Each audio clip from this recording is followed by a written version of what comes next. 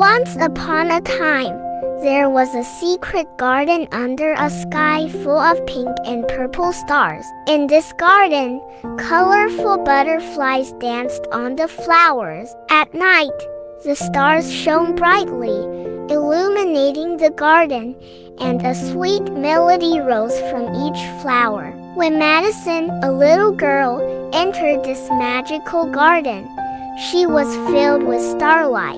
Butterflies flew to her and said, "Come, Madison, make your dreams come true." Madison closed her eyes and was carried away by the melody of the stars. Suddenly, the pink and purple lights shining in the sky began to make her dreams come true. In that moment, everything seemed possible.